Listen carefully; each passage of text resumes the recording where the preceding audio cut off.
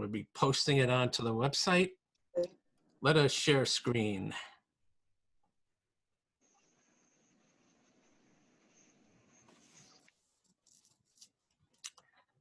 Okay. Just a reminder, the website is up, the website is cool, the website is updated, and we keep adding resources to it. Let me just get down there.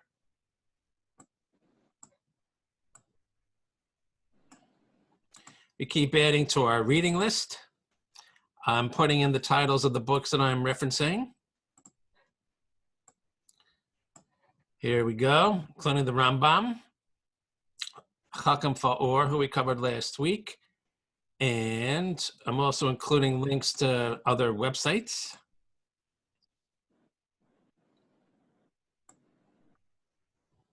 Including the ones related to meditation. So everything's at your fingertips. Feel free to pass on the link to people you know, family, friends, neighbors. There's a wide range of people who would be interested in this class, and feel free to share the link. Okay, let us move on.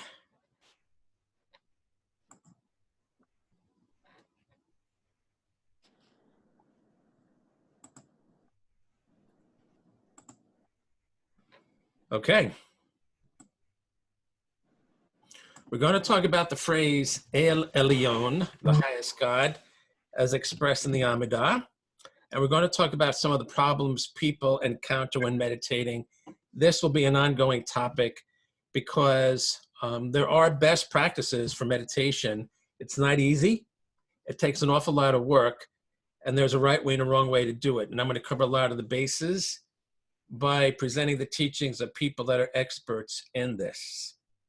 Let us start with Rabbi Kaplan, first on the Amidah as meditation.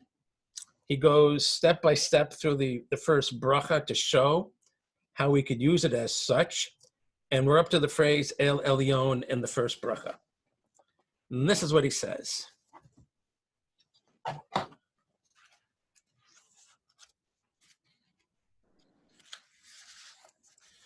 Okay, the phrase El Elyon.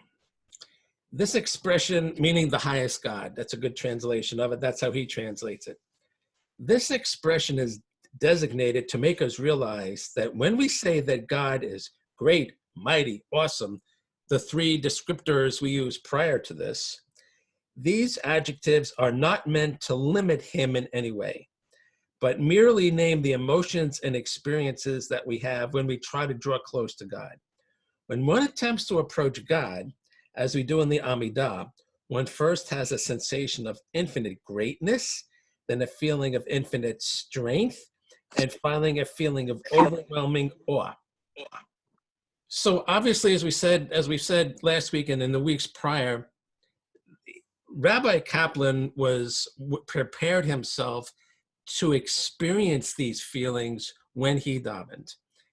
Emphasis on preparation. He didn't just like pop in after coming in from the store and just jump into the Amidah and all of a sudden feel these feelings. He did all kinds of mental preparation and study and meditation in order so that when he stood in front of HaKadosh Baruch Hu and he said the Amidah, this is what he felt. Okay, so emphasis on preparation. So these teachings that I'm conveying at these classes will help us do that same preparation and come close to having those same experiences. It is important to realize that God is above all these. The mind must therefore soar above greatness, above strength, above awe, and realize that God transcends any thought that we can possibly have. God is beyond the sky, beyond the stars, beyond the heavens, and even beyond the spiritual realm. So key point, he is emphasizing that when we come up with descriptors, we are basically describing something that can't be described. It's for our use. It's reflective. If we say that God is great, obviously we can't pin him down and say, oh, you're a great God, because he is who he is. He's undescribable. So it's really a way for us to appreciate the greatness that he does, and in some way appreciate our own attempt to be great. But you can't just pin him down and say, I got you now, God, you're great. He's undefinable. Okay. This last concept is important to reiterate. Often people speak of God as a spirit or as being spiritual. However, God is above the spiritual, just as he is above the physical. Just as he is the creator of the concept of the physical, he's also the creator of the concept of the spiritual. As creator of the spiritual, he cannot be encompassed by it. Therefore, as high as our concept of God may be, it cannot even begin to come close to his true essence. The Amidah puts this very succinctly when it refers to him as highest God. Highest meaning as you can come up with what you think is the most comprehensive superlative for God. Nope, not that, not that, not that, not coming close. Okay, and as a side point, I want to make this comment with regards to other belief systems. My branch of Kung Fu is based on Taoism, and as are many Chinese martial arts. And Taoism is not a religion. Taoism is a hashkafa. It's a way of looking at the world. And there's a Tao Te Ching, their version of a Torah, which even before I got involved with martial arts, I started reading even before I went to college, when I first started doing yoga. And it's a set of teachings. And the first thing they say is that the Tao that can be told is not the eternal Tao. They're describing God there. So there's a very strong similarity between the approach that the Taoists have to the divine and our approach to the divine, which is why I find my form of Kung Fu to be very compatible with Torah life. Okay. Now, Rabbi Kaplan then goes into the other two words, other two phrases that come after El Elyon, and I'm going to review those as well because I think these three phrases together promote a specific idea. Okay, the next phrase is, immediately after saying that God is the ineffable highest God, we say that he is the doer of good deeds. Okay, what is that? Although God is higher than any thought can conceive, he still does things that we can perceive as being kind and good. Therefore, when we say these words, we are aware of God's infinite goodness and kindness. So Rabbi Kaplan is saying that after we refer to God and think of God as this undefinable great being, the highest of the highs, we bring our conception of him down to earth and says, and you know what? He does good stuff that we can relate to. This is a person this is a being that collects kindness and distributes it. This is a person that does good. God does good. Okay, so you can see the wisdom of Chazal, the wisdom of the sages. On the one hand, telling us intellectually, we can't pin God down with words, but we could see what he does and relate to it. We relate to God by what he does. Okay. This is very closely related to a Talmudic teaching, which is, wherever you find mention of God's greatness, you also find mention of his humility. What the Talmud is saying is that an infinite being is not limited by any human conception of greatness or smallness. God is so great that to him, a galaxy is no more significant than a bacterium. At the same time, he is great enough that a single human being can be as significant to him as an entire universe. God cares about you. How wonderful that is to have that fantastic being care about an individual person. And this brings us to the third phrase, which is connected to this string, which promote a certain idea, which is, after this, we speak of God as Konei HaKol, which has been translated as master of all, but which would be more literally translated as owner of all, Konei. Just as an owner can do as he pleases with his property, so God can do as he wills with all things. All creation is God's property, and he can do with it as he wills. Moreover, an owner takes possession of his property and associates it with his person. In a certain sense, anything a person owns is an extension of the self. In a similar manner, God associates himself with his creation, and his essence permeates all existence. Okay. So all the stuff, the 10,000 things, the Aleph Alephim, which we have a phrase for that. When we come across like an incountable number, we say the 10,000. And interesting, the Taoists say the 10,000 things. Those 10,000 things that we see in that our world, that we make our world out of, they belong to God.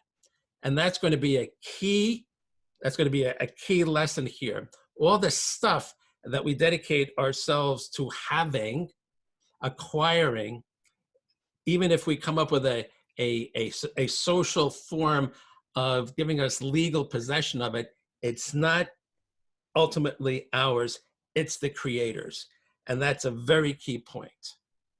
And to make that point, we're going to use an example from the Torah, in which the phrase El Elyon is used, and it'll give us an idea about the attitude we should have to ownership and how we should regard he who creates everything.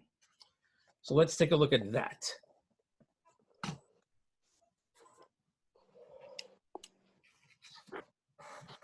So that brings us to the story that brings us to the question, how does this translate to our attitude about what is ours and how we conduct ourselves? We're going to talk a little bit about, in the book of Genesis, the war.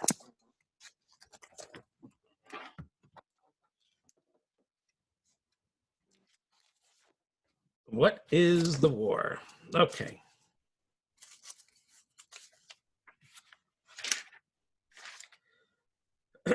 Just after there's a parting of the ways between Avram and Lot, his nephew, the following takes place. And by the way, at this part of the Torah, Abraham is still Avram. He hasn't been renamed yet by God. So what happens here? There's a rebellion. We have 4 kings, and they rebel against 5 kings. The Torah is not describing why, but it has to do with, the Torah is mentioning that there's been a long period of 12 years of servitude, and there's no specifics given in the text, but it seems like they've had enough. So they rebel, and there's a fight.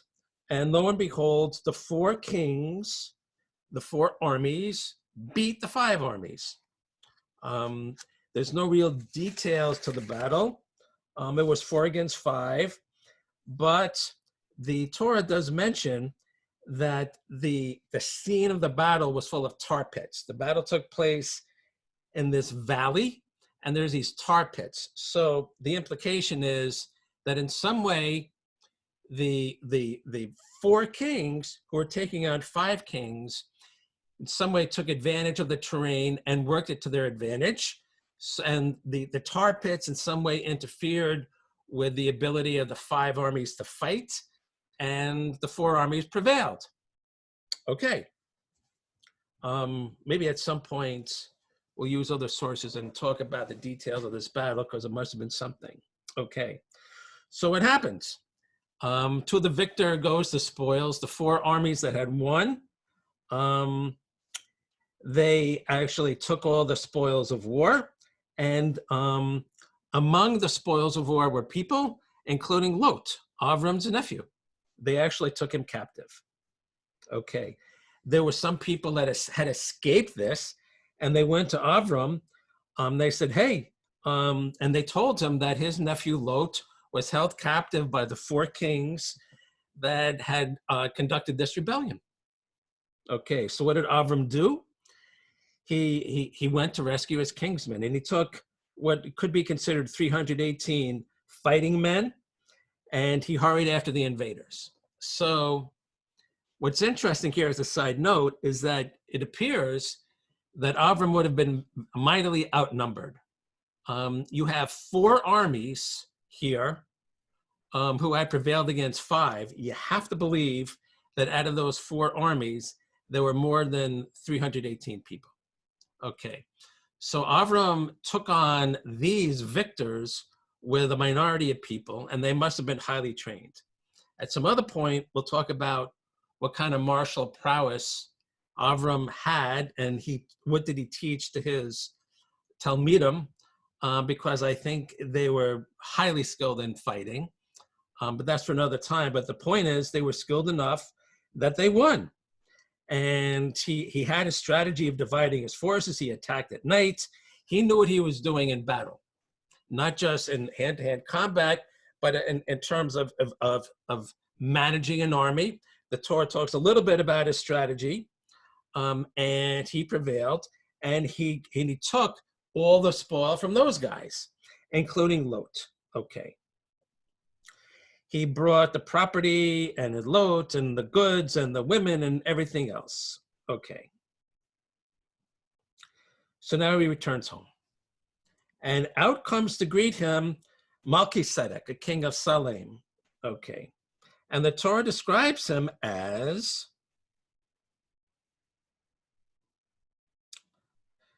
he was a Kohen Le'el Elyon. He was a priest of El Elyon, God the highest. It describes this person as being a priest of the highest God.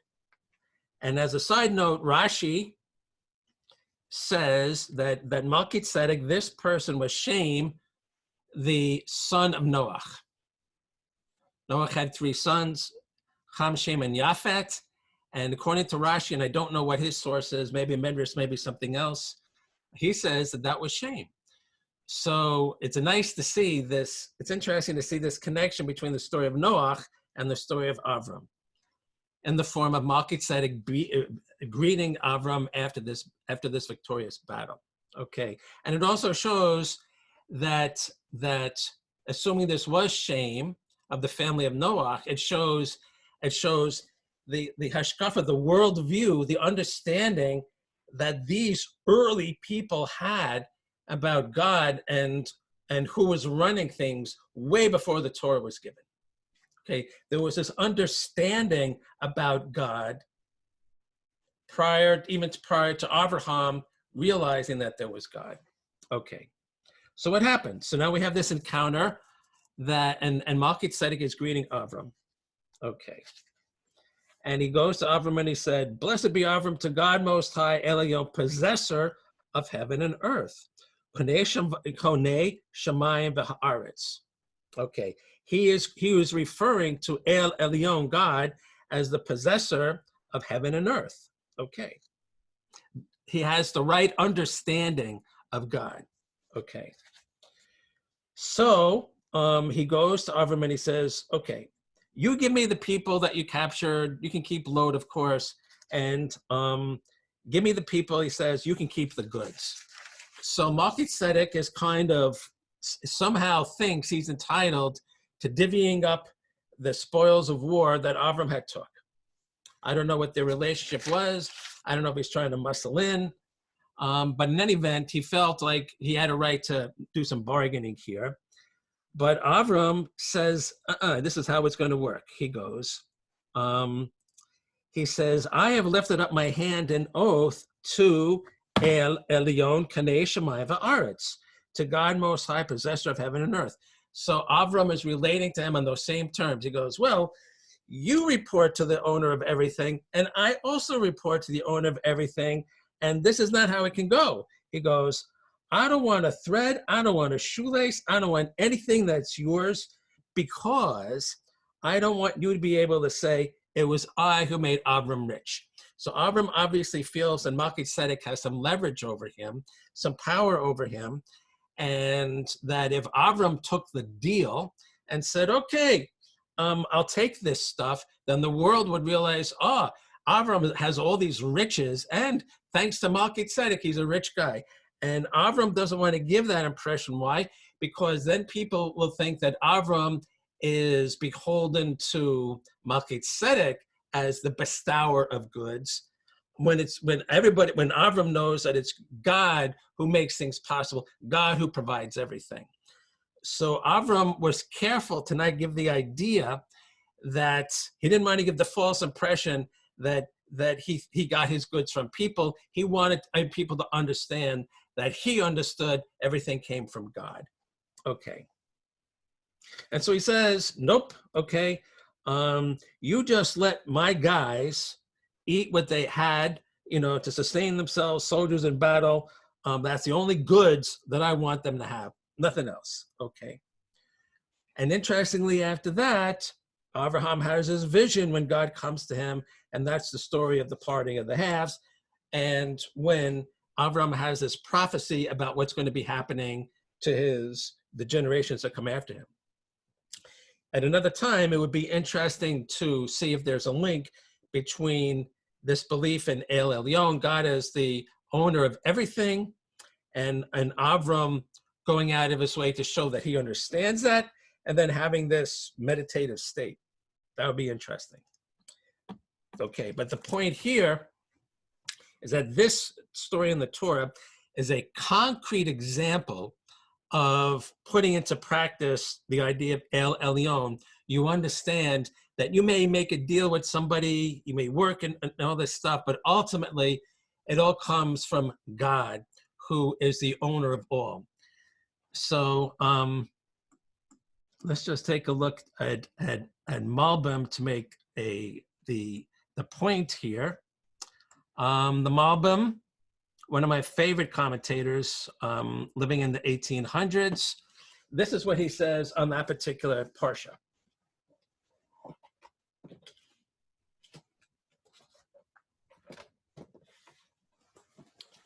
Okay.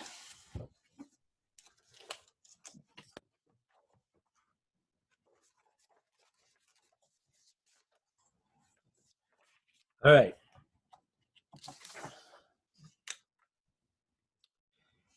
This verse that we're talking about, blessed be Avram of God Most High, El Elyon, this verse makes known that there is God who is Most High, the cause of all causes, and God over all gods. Moreover, that he is possessor of heaven and earth, they are his purchase exclusively. Just as whatever is purchased is in the possession of the purchaser and under no one else's control, likewise, God controls the upper pattern of the constellations and the nether pattern of the earth. Not only did God purchase, we're calling that own, heaven and earth in the past at the time of their creation, key point here, but he keeps on purchasing continually, in that he continues to renew the works of creation, imposing constraints and wondrous supervision every moment. All this becomes manifest through the fact that blessed be Avram, by Avram receiving blessings from him, meaning God. Because of God's blessing upon Avram, he is dealt with in wondrous ways, surpassing the natural, and thereby it is revealed that God supervises all detailed aspects of the world. The point that Malbim is saying, which relates to what we're talking about, is that it is God's will. God keeps making stuff available. And the way he's saying that I'm still able to read this book because God is willing, keeps willing this book into existence. So it's not like God just manufactured a bunch of stuff and distributed it and we're using now, and he no longer has a part. He still owns it. He still makes it available to us. So right here and now, we can be mindful that God is making this stuff available to us. I think that's the idea that Rabbi Kaplan is trying to convey with El Elyon. And if you think about it, when you're davening and you're holding a siddur, you can say, wow, God, thanks for helping me here. Thanks for keeping this book available for me. Okay. So at the end of the day, the way I would put it is, we are renters, not owners of everything. And even though we come up with a social construct that gives people ownership with regards to other people, ultimately, the big guy owns it. Okay. Let's see what else we have now. Best practices. Okay, meditation. let's talk about some of the problems related to meditation and how we deal with them, because they all pop up. I have been through all of them, let me tell you, and it takes some work.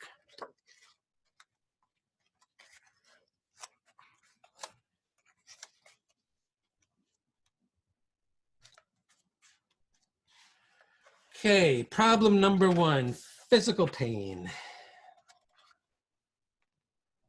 And this is Bhante, world-renowned expert in mindfulness and meditation. This is what he says about physical pain. Nobody likes pain, yet everybody has some at one time or another. It is one of life's most common experiences and is bound to arise in your meditation in one form or another. Handling pain is a two-stage process. First, get rid of the pain if possible, or at least get rid of it as much as possible. Then, if some pain lingers, use it as an object of meditation. The first step is physical handling. Maybe the pain is an illness of one sort or another, a headache, fever, bruises, or whatever. In this case, employ standard medical treatments before you sit down to meditate. Take your medicine, apply your liniment, do whatever you ordinarily would do. Key point, a lot of people forget this. You can't just like jump into meditation. If you have special needs, you got to address those needs first. If you have a bum leg or a bum hip, a bum knee, whatever it is, you have to make sure that your posture accommodates that. Because what you don't want to do is just kind of rush past it and then have your hip or your knee bug you during the meditation and have to change position. You want to assume the right position starting the meditation so you don't have to fidget during the meditation. However, there are certain pains that are specific to the seated posture. If you never spend much time sitting cross-legged on the floor, there will be an adjustment period. Some discomfort is nearly inevitable. According to where the pain is, there are specific remedies. If the pain is in the leg or knees, check your pants. If they are tight or made of thick material, that could be the problem. Try to change it. Check your cushion too. It should be about 3 inches in height when compressed. If the pain is around your waist, try loosening your belt. Loosen the waistband of your pants if that is necessary. If you experience pain in your lower back, your posture is probably at fault. Slouching will never be comfortable, so straighten up. Don't be tight or rigid, but do keep your spine erect. Pain in the neck or upper back has several sources. The first is improper hand position. Your hand should be resting comfortably in your lap. Don't pull them up to your waist. Relax your arms and your neck muscles. Don't let your head droop forward. Keep it up and aligned with the rest of the spine. That's a really key point. You know that whole song, the hand bones connect to the wrist bones connect to the elbow bone, and so on. That's what he's talking about. And people forget the importance of hands. So when you sit down, if your hands or arms are in the wrong position, or in a position which would cause you discomfort after a short while, it's going to cause you problems in your shoulder and your neck and other places because everything's connected. So you have to make sure the entire body's in the right position and that putting your limbs somewhere is not going to cause distress somewhere else. It's the whole body that has to be placed properly so that you don't have any problems. Okay, however, after you have made all these various adjustments, you may find you still have some lingering pain. If that is the case, try step 2. Make the pain your object of meditation. Don't jump up and don't get excited, just observe the pain mindfully. When the pain becomes demanding, you will find it pulling your attention off the breath. Don't fight back. Just let your attention slide easily over onto the simple sensation. Go into the pain fully. Don't block the experience. Explore the feeling. Get beyond your avoiding reaction and go into the pure sensations that lie below that. This is really something.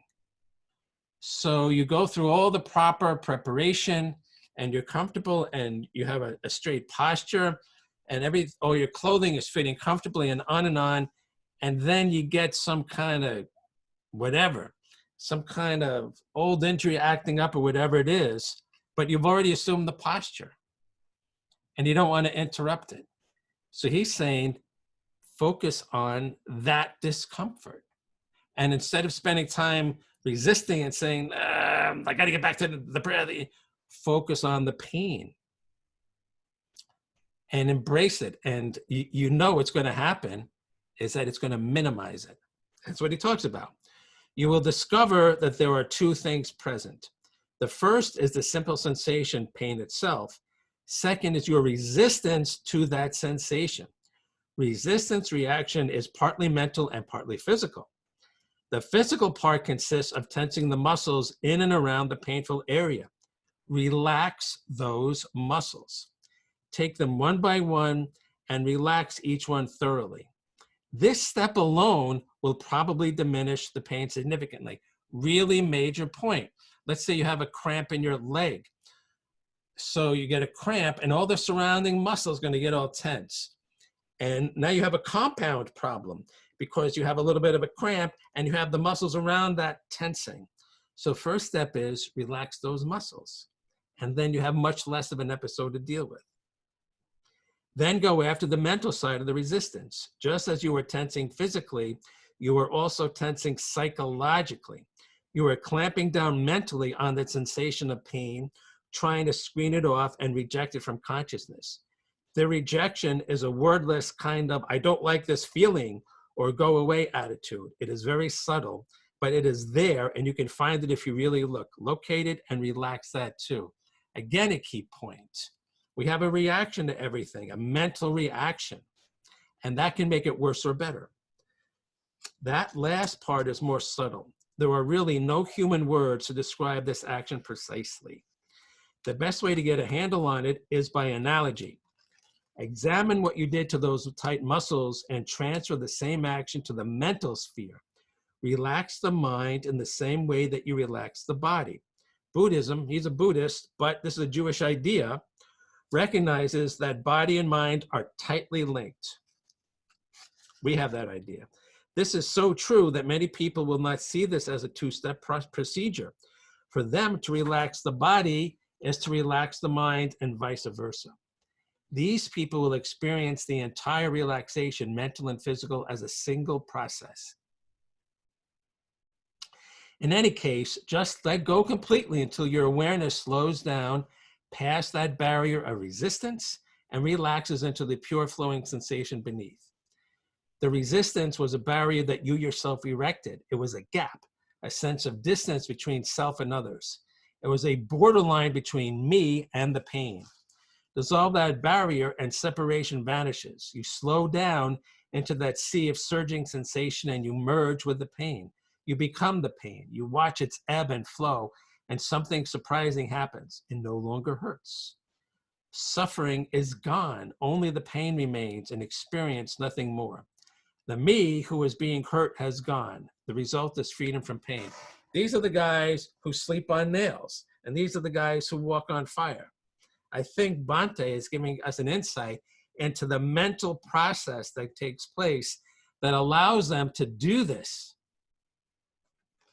And you know, they get it through meditation. This is an incremental process. In the beginning, you can expect to succeed with small pains and be defeated by big ones. Like most of our skills, it grows with practice. The more you practice, the more pain you can handle. Please understand fully there is no masochism being advocated here. Self-mortification is not the point. This is an exercise in awareness, not in self-torture. If the pain becomes excruciating, go ahead and move, but move slowly and mindfully. Observe your movements, see how it feels to move. Watch what it does to the pain. Watch the pain diminish. Try not to move too much though. The less you move, the easier it is to remain fully mindful. New meditators say they have trouble remaining mindful when pain is present. This difficulty stems from a misunderstanding. These students are conceiving mindfulness as something distinct from the experience of pain. It is not. Mindfulness never exists by itself. It always has some object, and one object is as good as another. Pain is a mental state. You can be mindful of pain just as you are mindful of breathing. Okay. Okay.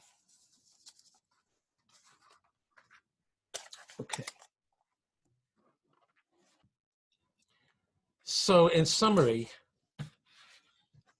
this is excellence. That what this is saying is that we train ourselves in meditation to have the mental habit of not running away from those sensations that bother us, the pains that bother us, not resisting them, but do just the opposite. Be mindful of them and be aware of them and let our resistance to them kind of burn away as we learn to just say, okay, it's pain. Hello, pain. Okay, and obviously we're not talking about crippling pain either, but whatever the pain is, an achy knee, whatever it is. I mean, I've had a zillion and 5 injuries and they tend to act up sometimes, this kind of pain. And you can embrace that with your mind and greatly reduce the distraction of it by getting away all the mental reaction to it. So it's not such a big deal. It's just a thing that's going on. And just like, and when you're meditating in comfort, you're just watching the thoughts and feelings go by. There's another one. You're just watching that feeling go by. That's what he's encouraging us to be able to do. And imagine if you had that skill so that when next time you hurt yourself or you have a hurt body or hurt a feeling, imagine just being able to say, all right, I'll embrace the hurt and get through it. To get through it, you got to go through it. And then it becomes a nothing. This is quite a life skill this man is talking about. And it's developed by just being able to manage the problem of having a little bit of pain while you're sitting down meditating. Tremendously important. Okay. So we have a lot of different problems to cover, which we're going to cover in subsequent weeks. Now we're going to meditate.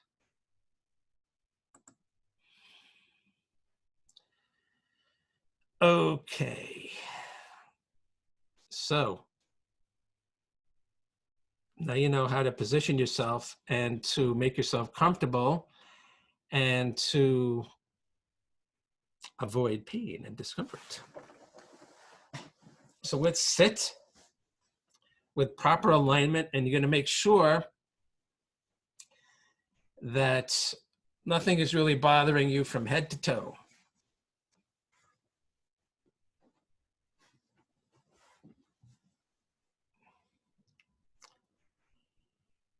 You're sitting straight and pretend that there's a smooth, straight highway between your hips all the way up to your head. And all your energy and life force is flowing freely up your spine. No impediments. And you're sitting so straight that you could balance a dish on your head. And do a mental checkup from head to toe and make sure there's no bothersome thoughts, feelings. Nothing should be bugging you. Clean the slate. Let your breathing become natural. Don't force it.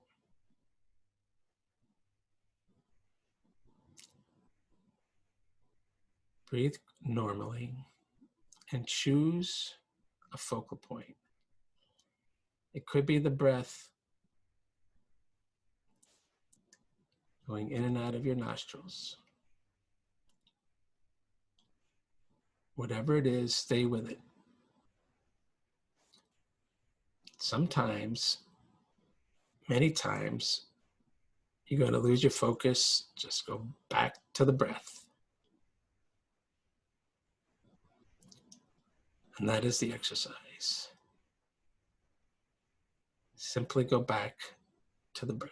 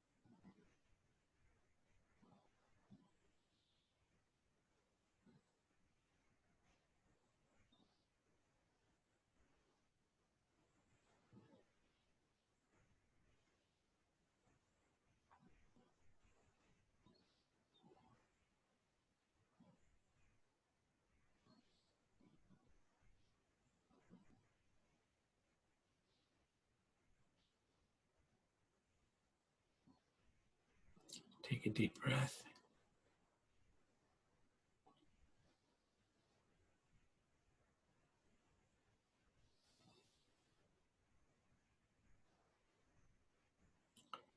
Slowly give into movement.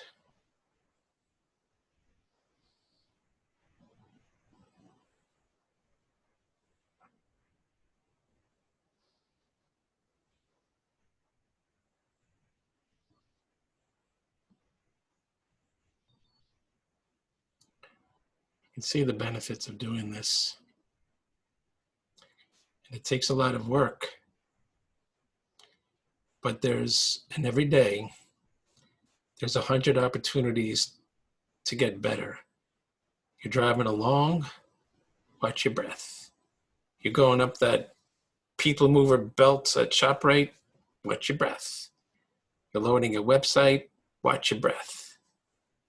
You're cooking something for 5 minutes in a microwave, watch your breath. You don't always have to be worrying or thinking or looking at your phone. You get in the practice of watching your breath throughout the entire day. That becomes your default. Then when you're faced with really tough things, it's like your default is like, I'm just going to watch my breath and deal with this. Things become much more matter of fact. And there's many opportunities to really get strong at this. And sessions like this allow you to just keep doing it and go deep, deep, deep.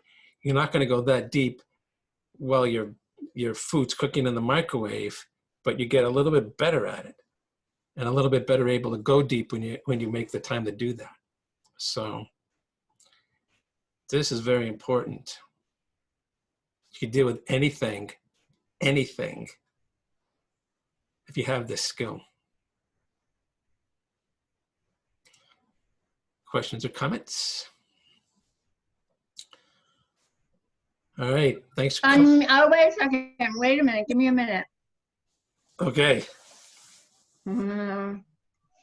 First of all, everything that you were saying, I'm like, So, I mean, in other words, what I'm saying is like, this is what I do.